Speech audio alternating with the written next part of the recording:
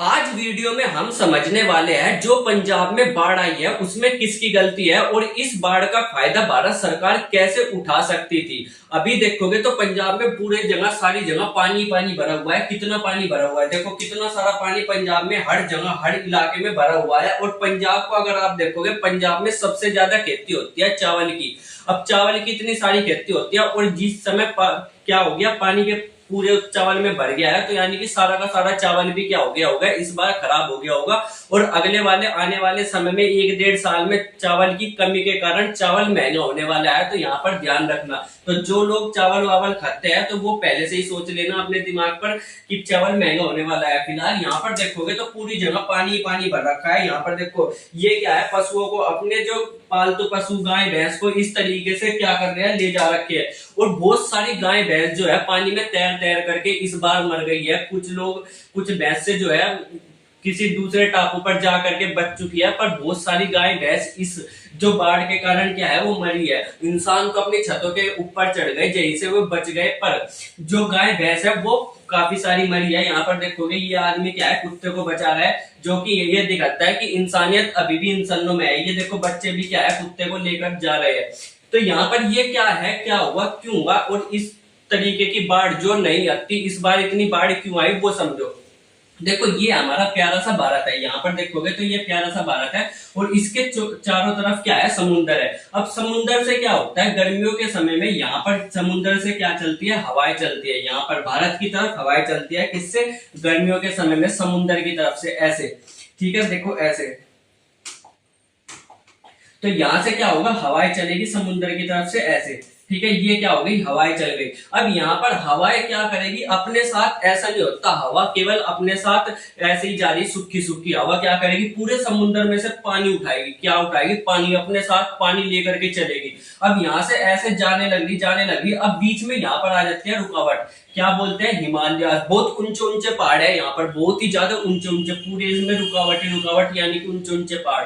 अभी हवा क्या करते हैं, यहाँ से इन पहाड़ों पर क्या करती है, टकराती है। अब एक समय क्या होता है, ये हवा लगातार यहाँ पर क्या होती रहती है, इकट्ठा होती रहती है, क्योंकि पीछे से हवा लगातार आ रही है आ रही है आ रही है। और सारी की सारी हवा यहाँ पर क्या हो गई, इकट्ठी हो गई। अब इकट्ठी हो गई। अब इस हवा के अंदर क्या है, पानी है, जो इसने समुद्र से उठाया था। अब ये हवा क्या करी, पानी को लेकर के आगे बढ़ती जा रही, ऊपर उठती जा रही। एक समय पर हवा बहुत ज्यादा घनी हो जाएगी और उस समय पर हवा क्या हो जाएगी, ऊपर जितनी उठती जाएगी ठंडी होती जाएगी। और ठंडी होने के साथ साथ हवा की क्वालिटी ये होती है कि हवा जितनी ज्यादा गर्म होती है यहाँ से, वो उतना ज्यादा पानी अपने अंदर रख सकती है, और जितनी ज्यादा ठंडी होती है उतना ही कम पानी रखती है। तो ऐसे जब लगातार हवा पे हवा टकराती रहेगी, हवा ऊपर उठती रहेगी, हवा जितनी ऊपर उठेगी हवा उतनी ही ज्यादा क्या होगी, ठंडी होगी। अब ठंडी होगी तो वो पानी को झेल नहीं पाएगी अपने अंदर, और वो सारा का सारा पानी क्या करेगी, जमीन पर गिरा देगी। जमीन पर गिराना पानी को, इसी चीज को क्या बोलते हैं, बारिश बोलते हैं, ठीक है। तो ऐसे ही भारत में बारिश होती है, सारी की सारी भारत में बारिश कैसे होती है, इसी तरीके से होती है। हवा समुद्र से चलती है और पूरे भारत में आकर के जितना पानी समुद्र से लिया था वो सारा का सारा पानी क्या कर देती है, भारत पे गिरा देती है। इस बार ये हुआ कि पहले क्या करती थी, धीरे धीरे हवा पानी को गिराती थी, क्या करती थी, धीरे धीरे। तो यानी कि 1-2 महीने तक लगातार क्या होती थी, बारिश होती थी। पर इस बार क्या हो गया, मानसून, यानी कि ये जो हवा है ये बहुत ही लेट चली, वहां से लेट चलेगी तो क्या करेगी, यहाँ पर लेट पहुंचेगी। और लेट पहुंच करके इसने सारा का सारा पानी क्या कर दिया, एकदम से ही गिरा दिया, सारा पानी एक ही दम से गिरा दिया। इसीलिए 5-6 दिनों के अंदर जितनी बारिश 2 महीने में होती थी उतनी की उतनी बारिश क्या हो गई, 5 से 6 दिनों के अंदर अंदर हो गई। इसीलिए कहीं पर भी कुछ भी कंट्रोल नहीं हुआ और लगातार बारिश होती जा रही है, होती जा रही है, होती जा रही है। और लोग बाग और सरकार इसको कंट्रोल नहीं कर पा रहे। इसी वजह से क्या हो गई, बहुत सारी हर जगह पर क्या आ गई, बाढ़ आ गई। अब सरकार की इसमें क्या गलती है, देखो सरकार क्या है, ये हमारा प्यारा से भारत का मैप है। जो ये नीली नीली लाइन देख रहे हो, ये बड़ी बड़ी नदियां है भारत की। अब यहाँ पर देखोगे तो यहाँ पर है पंजाब, ठीक है, यहाँ पर क्या है, पंजाब है। पंजाब के पास में ही क्या है, पाकिस्तान भी है। अब यहाँ पर पंजाब है और पंजाब में यहाँ पर ये क्या है, ये बहुत सारी नदी आती है पंजाब से। यहाँ पर क्या है, राजस्थान है। अब राजस्थान में एक भी बड़ी नदी नहीं है, यहाँ पर देखो पूरा का पूरा राजस्थान में एक भी बड़ी नदी नहीं है। क्या एक भी बड़ी नदी नहीं है? तो यहाँ पर ये करना चाहिए सरकार को कि सारी की सारी जहां पर भी जितनी भी बड़ी नदियां है वो आपस में क्या करे, ऐसे जोड़ दे, ऐसे यहाँ पर नदियां निकाल दे। क्योंकि जितना भी पानी होता है ना, जब बारिश का पानी आता है, चाहे कहीं से भी आओ, बारिश का पानी अंत में केवल नदियों के अंदर ही जाता है। अंत में क्या होगा, बारिश का पानी सारा का सारा नदियों के अंदर जाएगा। चाहिए आपकी छत पर भी पानी बरसेगा ना, छत पर, तो वो भी कहाँ गिरेगा, रोड पर। रोड पर से वो जाएगा नाले के अंदर, नाले कहाँ मिलेंगे, नदियों के अंदर। तो जितना भी पानी बारिश का होता है वो सारा का सारा नदियों के अंदर ही जाता है या फिर तालाब के अंदर जाता है। और जितने ज्यादा तालाब होंगे उतना ज्यादा पानी को हमारा रखने की क्षमता बढ़ेगी। तो इसीलिए सरकार को ज्यादा से ज्यादा नदियां और ज्यादा से ज्यादा तालाब बनाने चाहिए, ताकि हम पानी को, बारिश के पानी को स्टोर कर सके। क्यों स्टोर करना जरूरी है, क्यों जरूरत होती है? देखो, हमें ये तो पता ही है कि पानी बहुत ही ज्यादा जरूरत होता है। पानी क्या होता है, बहुत ज्यादा जरूरी होता है जीने के लिए। अब यहाँ पर देखो, यहाँ पर अगर इस इलाके में कहीं पर भी बारिश हुई, इस इलाके में कहीं पर भी बारिश हुई, तो सारा का सारा पानी किस में जाएगा, गंगा नदी में जाएगा। क्या पर गंगा नदी में जाएगा। और गंगा नदी में ये पानी जा जा करके यहाँ पर क्या होगा, बंगाल की खाड़ी में गिर जाएगा।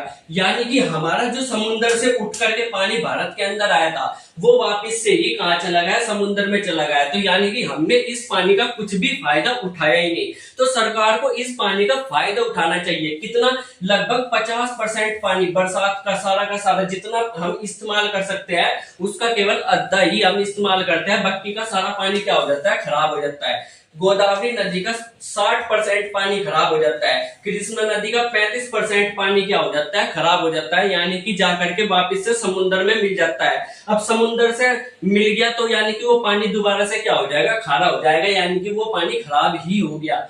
ठीक है। अब यहां से देखेंगे तो इंडस रिवर का भी लगभग 25% पानी क्या हो जाता है, खराब हो जाता है। इस पानी का सरकार बहुत अच्छे से इस्तेमाल कर सकती है अगर सरकार यहाँ पर क्या कर दे, नदियां अच्छे से बना दे। अब नदियां बनाएगी तो इसके केवल ऐसा नहीं है कि नदियां बनाएगी तो कुछ भी फायदा नहीं होगा। देखो तब बहुत सारे क्या हो जाएंगे, नदियां के साथ साथ बहुत सारे तालाब बना दे जहां पर बारिश का पानी रख सके। अब इसका क्या फायदा होता है, इसका देखो ये फायदा होता है। तो यहाँ पर ये क्या है, ये मान लो ये जमीन है, ये क्या है, जमीन है। ये क्या है, ये मान लो ये जमीन है। ठीक है। अब जमीन पर यहाँ पर एक चिंटू मिंटू खड़ा है। ठीक है। यहाँ पर क्या हो गया, एक चिंटू मिंटू खड़ा है। अब यहाँ पर क्या हो गया, खेती हो रही है। यहाँ पर क्या है, आपके खेत है, ये खेती हो रही है। अब खेतों में क्या होता है, बहुत सारा पानी भरा रहता है। अब जमीन के नीचे ऐसे छोटे छोटे बड़े बड़े क्या होते हैं, गड्ढे होते हैं।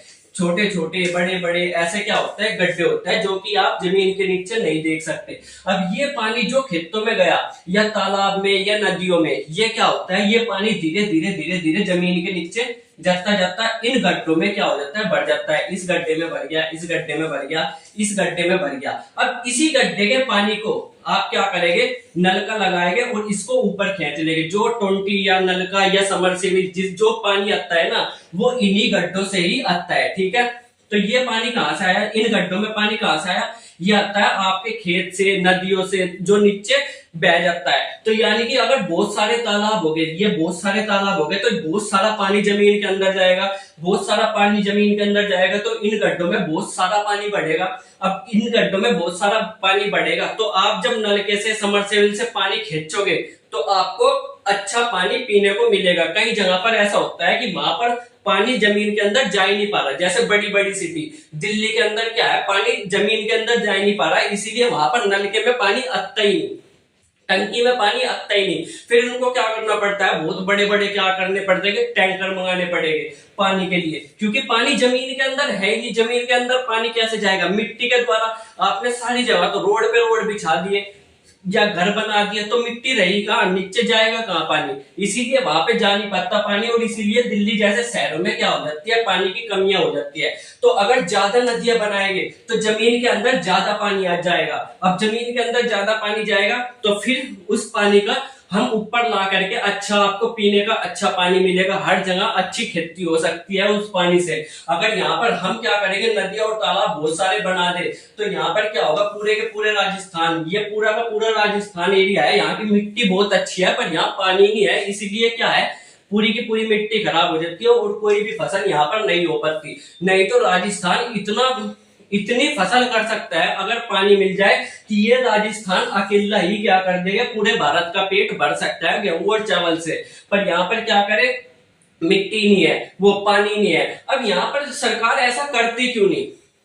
सरकार जाल बिछा तो सकती है, पर सरकार जाल बिछाती क्यों नहीं, उसका क्या कारण है? देखो, सरकार जाल बिछा सकती है, पर सबसे बड़ी चीज है यहाँ पर पॉलिटिक्स। पॉलिटिक्स के माध्यम से अगर आप ये देखो तो संविधान में क्या है, संविधान में क्या रखा है कि संविधान में सूची है, संविधान में सूची है, यानी कि ऐसी सूची कि कौन सा काम कौन सी सरकार करेगी। जैसे केंद्र सरकार, मोदी सरकार क्या करेगी, सेना को देखेगी, सेना मिलिट्री को देखेगी। इसके अलावा इसरो, साइंटिस्ट, इन सबको क्या करती है, मोदी सरकार देखती है। राज्य सरकार यानी कि मोदी, योगी सरकार या भगवत मान की सरकार क्या देखेगी, स्कूलों को देखेगी, पुलिस को देखेगी। पर जो नदियां है वो दोनों के दोनों मिल करके देखती है, राज्य सरकार भी देखती है और केंद्र सरकार भी देखती है। अब कैसे, अगर कोई एक स्टेट है, एक राज्य है, मान लो उत्तर प्रदेश है, तो उत्तर प्रदेश के अंदर जितनी नदियां है, केवल उत्तर प्रदेश के अंदर, तो उसको कौन देखेगा, स्टेट गवर्नमेंट यानी कि योगी सरकार देखेगी। पर जो दो स्टेट के बीच में नदियां है, जैसे कि उत्तर प्रदेश और हरियाणा के बीच में कोई नदी निकल के जा रही, तो उसको केंद्र सरकार यानी कि मोदी गवर्नमेंट इसको देखेगी। अब यहाँ पर क्या होता है, सबसे बड़ी बात यह है कि नदियों का जो विवाद होता है ना, वो उससे बहुत ज्यादा लोग कनेक्टेड रहते हैं। जैसे पंजाब और हरियाणा का देख सकते हो आप, यमुना सतलज लेक, SYL। यहाँ पर क्या होता है, पंजाब वाले कहते हैं कि हम हरियाणा को पानी बिल्कुल नहीं देंगे, हरियाणा वाले कहते हैं नहीं हमें पानी चाहिए। तो यहाँ पर लोगों की डायरेक्ट भावना जुड़ी रहती है पानी के साथ, इसीलिए कोई भी सरकार क्या है इस मुद्दे में फंसना नहीं चाहती। क्योंकि अगर यहाँ पर देखो ऐसा मसला है कि पंजाब वाले कह रहे हैं हम बिल्कुल पानी नहीं देंगे, हरियाणा वाले कह रहे हैं नहीं हमें पानी दो। अब यहाँ पर अगर आप किसी का भी पक्ष ले रहे, हरियाणा का पक्ष लेकर के हरियाणा को पानी दिलवाया तो पंजाब वाले नाराज हो जाएंगे, और पंजाब का पक्ष लेकर के हरियाणा वालों को पानी देने से मना करा तो यहाँ पर हरियाणा वाले नाराज हो जाएंगे। तो इसीलिए कोई भी सरकार ये नहीं चाहती कि हम किसी भी आदमी को नाराज करें, क्योंकि वोट चाहिए हर एक सरकार को। इसीलिए सरकार इस जो रिवर वाले मसले पर क्या रहती है, चुप रहती है। इसीलिए सरकार जगह जगह पर ये रिवर या कैनाल ऐसे नहीं बनाती, क्योंकि जनता नाराज हो जाएगी, और जनता नाराज हो गई तो वोट नहीं मिलेगी। इसीलिए वोट के कारण ही हमारे देश में ये जगह जगह पर नदियां नहीं बनाई जा रही। अब आप लोग क्या सोचते हो कि बनानी चाहिए लोगों को नाराज करके या नहीं, कमेंट करके जरूर बताना। मिलेगा अगली वीडियो में, तब तक के लिए बाय बाय।